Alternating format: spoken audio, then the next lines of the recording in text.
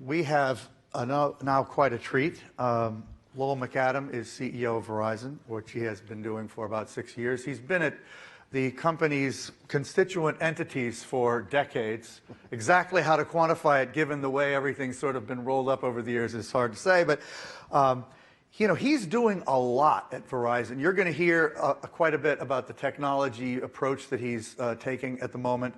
But quite notably, he has acquired a number of content assets, now aggregated under oath. Most well-known recent one, of course, is Yahoo, AOL, TechCrunch, and other elements that have been combined into this oath business, which is an interesting participant in the digital ecosystem at a time when, as he and I were discussing backstage, Facebook and Google are really getting raked over the coals just now on the stage, in the next session after this, et cetera, et cetera. Really, it is quite striking. We've made it part of our theme this year to look at what the relationship is between society and the net giants. But I think even I, who has written a piece in our magazine about this, I'm sort of surprised at the sudden shift in sentiment that we're seeing, and I think it's being displayed here time and time again in several of the breakouts. I've heard it also. Anyway, so Lowell's well positioned because of that, in fact. I mean, what's interesting, and I was saying this to him also, is Verizon is a tech giant, but it doesn't get painted with that brush, so you're kind of lucky that way, right? Well, it's kind of good and bad, David. So the thing that always amazes me when we meet with a large customer and we talk about all the different services that we offer, everything from in 150 countries around the world to our footprint on broadband and what we're doing around 5G, which we'll talk about shortly, they all go, boy, I had no idea Verizon did that. In some ways, that's sort of good to go below the radar in some cases, but obviously we want people to know what our capabilities are. Well, I know one of the things that is sort of core to the thinking you have about your company right now is extending your platform more broadly in the United States. Yeah. Talk about that and how you're going to do that. Well, there's two ways to this. We are known, the core of our company is to be the best, most reliable network. And so our fifth generation technology, which we've hired great marketing people, and we call it 5G. We will dramatically change the way people use wireless devices going forward. I've been in this industry for almost 30 years. I don't think I've ever seen anything that will change people's lives like this new technology. So big investments going there. But then, as you mentioned, we got a little tired of, in our past lives, we would put all the capital in the ground and provide the highways that these smartphones and everything operated over, but the Googles and the Facebooks made all the money off of it. Eric Schmidt said to me once, if you make 1 penny over your cost of capital, I'm a pretty happy guy. So I don't want to be that. I don't want to do that for them anymore. So that's why we're investing in things like Oath and bringing these different, whether it be millennial media or as you mentioned, Yahoo and AOL, we think that we can provide a great core connectivity service and then offer a few of these things on top of it that customers want. They're looking for an alternative to Google and Facebook, as you said, and we think we can provide it. So, but you do, you've also got 5 million people with Fios. How many wireless customers do you have? Almost 120 now. 120 million wireless customers. Yeah. That is quite a few. Yeah. So you really are kind of indispensable to the infrastructure of the United States. And that's a pretty, interestingly also, you're highly regulated, which is another thing. We've been talking about how unregulated those other people are. People don't know this, David, but just one of these, I didn't know Verizon did that. Literally 60% of the world's internet traffic touches our network every day. Now, is that partly outside the United States? Yeah, it's being in that 120 countries, and we have huge undersea cables, and we're into Asia and Europe, so that's the number. But outside the U.S., you're more of a B2B player, right? You're not really a branded company except through Oath, potentially. Yeah, it's in the past it's been an enterprise solution, but now Yahoo and AOL have significant presences throughout Asia and Europe. But aside from that, what are some of the businesses you have in those regions? Outside the U.S.? Yeah.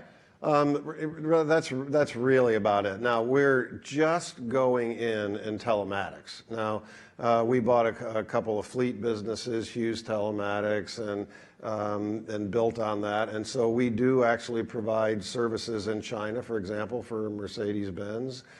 We have many of the car companies in Europe, and we're getting into more supply chain management by taking that vehicle platform and extending it out into the warehouse and to the delivery.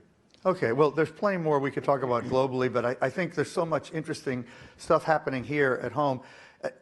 Talk more about 5G, because I think that's something that even in this audience, not that many people understand. We're fortunate. We've had some good work with Ericsson over the years, and Ericsson has explained to me a lot about it, and every time they do, I go, wow, I didn't know that. So explain why you're so excited about this next generation technology and how soon it's going to be here. Yeah, well, let me give you a couple of factoids about this. A typical wireless network today delivers about 200 milliseconds of delay. So you hear a lot about autonomous cars and virtual reality, augmented reality. They need around 50 to 90 milliseconds of delay. 5G will deliver less than 1 millisecond of delay. So when I talk to the pure hardcore tech developer people, their eyes just bug out. I mean, I was with the Bose folks a few days ago, and their eyes just lit up with all the things they could do around virtual reality with a millisecond. The gaming companies do. So that's one swim lane. The battery life on a 5G-enabled device for IoT, for the Internet of Things, can have a 10-year battery life. So you think about what you could do. We literally are working with companies that want to embed chips into the striping that goes into a parking lot or down the road, because you'll always be able to see what the traffic flows are, whether traffic is available. And you only have to change the battery once every 10 years. Wow. For that sort of an application. You will deliver, most phones today get about 10 megabits of throughput. This will deliver a gigabit, so 100 times more speed on your device. We'll also be able to connect 100 times more devices to the network because of the way it's architected. So our capacity goes up literally by a factor of 1,000 in our network. So one of the things is the 5G kind of configures itself based on the device it's connecting to, right? Which yes. Then doesn't waste bandwidth that might be needed elsewhere. Yeah, we call that network slices. So if you're medical and you're sending a lot of CAT scans and that sort of thing, you need a big pipe, we can do that, but you don't care about latency. If you're doing an autonomous car, you don't do huge loads to the car while it's driving down the road, but boy, it better be there in that less than a millisecond. In the cities, we just up the road here in Sacramento, we're doing an intelligent city application with them, deploying a lot of fiber. Their big thing is traffic management, security cameras, so literally every light post as we go down the street will have a small, looks like a coffee can on the top of it, and you'll be able to manage your city that way. Okay, we'll come back to that, because I know that sort of architecture is very important. But how soon are we going to have this 5G? Well, we have 200 cell sites up and operating right now. And you know, the biggest challenge we have... That's not very many in your... But I mean, we have literally 60,000, I think, was the last count of cell sites. But this technology was not supposed to be available until 2022. And we said, you know, there's too many opportunities to help people with the problems that we all see. We can put our shoulder behind this and we can bring it in.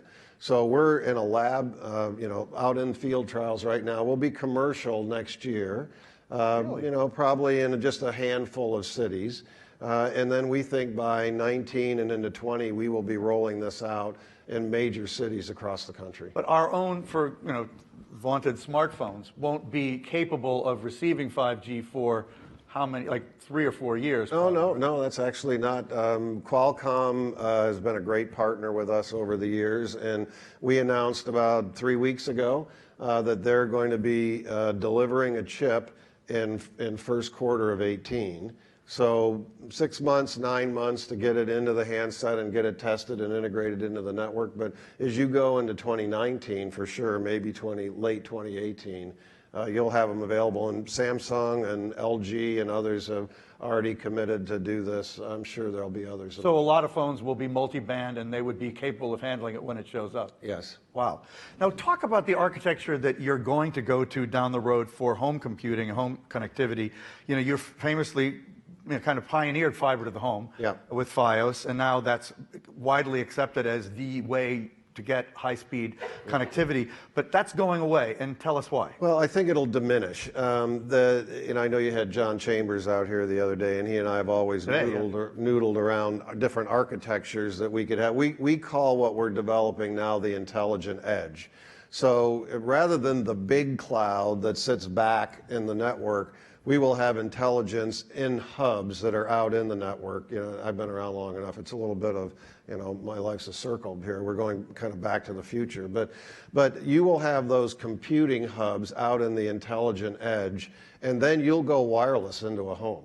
So today, if you listen closely to the ads, you'll hear cable companies and Fios offering 100 megabits or maybe 500 megabits or even a gigabit in very limited cases. But this 5G technology will routinely do a gigabit, and we can see 3 gigabits or more to a home. So right now, the biggest problem we have is generating enough load. So we're giving away 4K TVs and other services in the home to really load these networks up and see how they perform. So in other words, there'll still be a ton of fiber, but it won't go all the way to the home. It'll go to a node near the home that will then broadcast wirelessly the final distance. Yeah, that's the plan. Now, if somebody still wants fiber into their home, we can do that for them. That's not, and obviously a lot of the businesses and enterprises will have that. But your average consumer will be what I call a fixed wireless play or wireless fiber. Okay. So I know one of the things, but that's going to be cheaper to deploy, obviously, than fiber to the home. So that means, we do have this interesting issue today in the United States where we think of us as a digitally enabled nation, but I think the number of households that don't have broadband is still shockingly high. Do you happen to know how many that is? Well, it depends on how you hear numbers from 40% and even higher in some cases, but it depends on how you measure it. Is it 25 megabits? Is it 50 megabits? So it's a little bit of a mover. But this sort of a technology, I think, is going to help get the services out into these areas. One of the key things, David, we need to do is get the cities to work more closely with companies like ours that are trying to deploy these networks. And unfortunately, it's a bit of a moneymaker for them. Some cities literally want $3,000 for every light pole that you put an antenna on. What that means is you go to the next city. You can't afford to deploy. But places like Sacramento, Boston's another example. We worked with the mayor there. We got access to a lot of the city infrastructure. We just put $300 million into Boston to completely revitalize the way they do telecommunications in the city.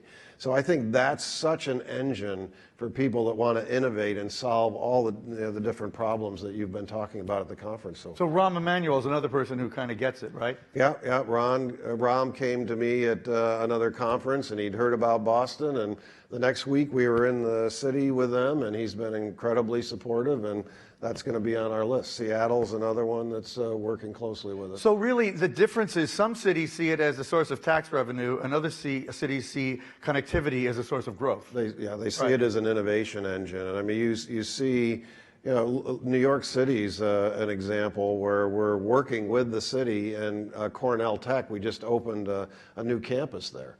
And between that and our ability to deliver that high bandwidth. We're proud of that, actually, yes. Yeah, we're very proud of it. So I think that's going to be an innovation engine. So more people are seeing that without a strong telecommunications infrastructure, you don't have a vibrant economy. I wanted you to mention that number of how much fiber you're buying, though, because it's kind of mind-blowing. Yeah, so we announced the deal 3-4 months ago with Corning, who creates most of the fiber in the U.S., that we're doing 12.5 million miles of fiber a year for the next 3 years. So Wendell Weeks did the math, and he said that's actually enough to run a fiber cable all the way to Mars. So when Elon Musk lands up there, we'll have fiber ready to support him.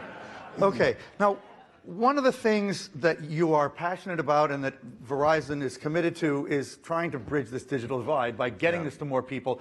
But now, how is that going to happen? Where's the money going to come to, even with the inexpensively deployed 5G, I assume it's still going to cost a lot, and who's going to pay for it? Yeah, it does. Look, there's going to be a number of models here, and just to do a shameless plug here, we did a documentary with Rory Kennedy called The Digital Divide in America. And it talks about how people that grow up in the right zip code have access to these sorts of services, and people that grow up in a different zip code don't even have a computer or any access to the internet. And so we've put a lot of effort behind education for decades. So I think there's got to be a technology piece to this. If you go into a city, see, our preferred model is if we go into a city, we can go take care of consumers. We drop off free service to every school in the city. That's the kind of thing. Now, by the way, there are some cities that don't allow you to do that. But I think there's going to be that sort of a service, and then we're going to have to work with the federal and the state education departments. And in some cases, New York right now is doing a subsidization. Governor Cuomo is doing that to subsidize to get. They call it CAF funds, but it's an education incentive fund that they help subsidize the cost. Do you have a figure for the rough cost per home on average under a 5G architecture vis-a-vis what we would pay now for what we would consider broadband? Yeah, the analysts would love me to tell you that number right now, but until we really get out in much more larger scale deployments, I can't. But look, I'll be disappointed if it isn't like half of what it costs us today to pass. Well, that'll be great for our country and the world. Quickly, should Facebook, Google, and Amazon be subject to more regulation or some regulation? Well, we're not a fan of regulation, as many of you in the audience would expect. So I don't call for a lot of regulation. I think transparency is important, and that's the thing that people are a little concerned about right now. The key for me is a level playing field.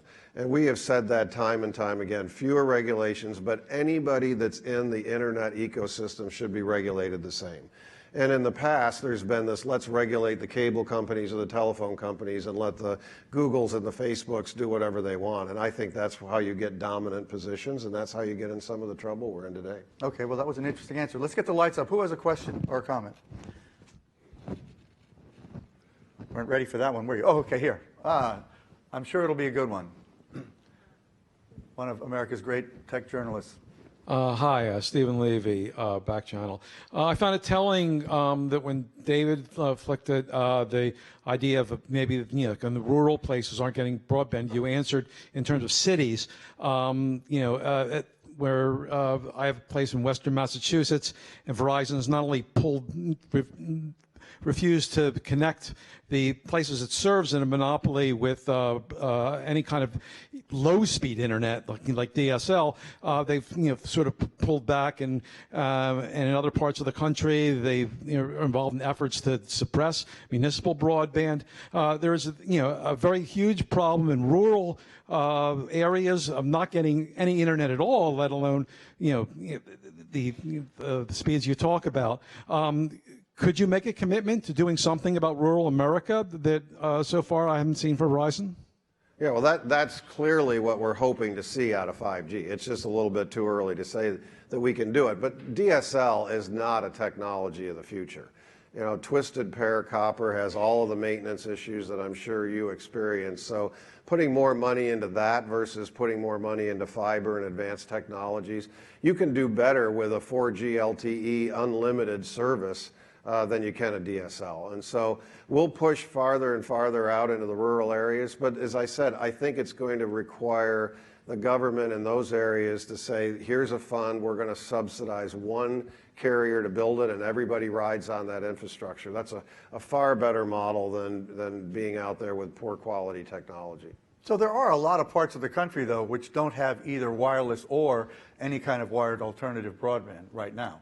I'd argue with the wireless part. I mean, we've got 4G LTE. Western Mass, I had a place there too, and we had nothing. There was no wireless or any, unless you had a satellite. That was it. Well, I'll tell. I'd love to have the address. Give it to me, because when I Stephen will give it to you. I'll bet you 9 out of 10 times when I hear this story, I go in and it's because the town has blocked a cell tower because somebody has said cell towers. That did happen in the town I'm referring to. Cell towers cause cancer, even though that's been debunked for decades, and so they block the ability to get in a tower. Okay, who else has another comment or question? Okay, another well-informed questioner. So with AT&T's, impending merger with Time Warner and, other potential combinations of distribution and content, like Disney reportedly talking to Fox about their piece of Sky. Yeah. Do you see Verizon needs a path to the living room and all of that kind of content, not just the web services moves you've made with Oath? Well, this is going to be a very interesting debate. And for the first time, you've seen Verizon and AT&T take very different paths with their purchase of DirecTV and if Time Warner is approved. We believe that digital content is what's going to win in the future, and the 300-channel bundle is breaking down. You see virtually every operator lost video subs in those bundles during this last quarter, and that's a trend that's been accelerating. So we like the idea of digital content, and we make investments in those with Hearst Media and others. So that's our play versus the streaming medium. We could end up being wrong. There's a few other good assets that are still out there. We'll see, but for now, that's our play. What about the Sprint and T-Mobile merger's failure? Is that a good thing for you? Well, our stock went down by 4% today, if that tells you what the market thinks. So, we never take a position on a merger like that because, you'll just have people come back and oppose your mergers. So our view is you compete with whoever's out there. There's a view that, quote, market repair goes on when it goes from 4 to 3 and that the 3 remaining carriers are healthier. But look, they've been 2 months away from a merger of some company with Sprint for the last 10 years. So we don't wait up nights waiting for the press. Okay, one last chance for the audience. Okay, quickly. Yep. Thanks for your nod on the digital divide. I've been working on it for 25 years, started my days with Bill Clinton. In your documentary and in things around it, you've talked about the need for a coordinated effort, including connectivity, teacher training. Yep. Are there things that Verizon is doing with regard to the content and teacher training part of the digital divide question? Did Rose Kirk ask you to ask me that question? I know Rose, but I've not talked to her recently. Okay. Our head of foundation is Rose Kirk, and she's developed a whole program. She's just done a fantastic job in this area. We're very proud of her. It's the Verizon Innovative Learning Schools, VILS. And we have literally hundreds of schools that we come in, we give them the connectivity, we give them the laptops, and we give the teachers the training on these agendas on the curriculum for the school. Because we found that in the past, just giving connectivity or just giving an iPad really doesn't help. It's a different way of teaching in a digital environment, as you probably know, and so we work closely with the schools, and we've seen significant 60% improvement in scores and comfort with the internet and their ability to excel in classes. So it's an investment well worth making, and we literally do hundreds of millions of dollars of investment in that area. Well, it's been great to have you. I wish we could spend more time because there's so many more things I'd like to talk about, but we did run out. So Thanks, Lowell. I hope to have you at Techonomy again soon. Thank you, Dave.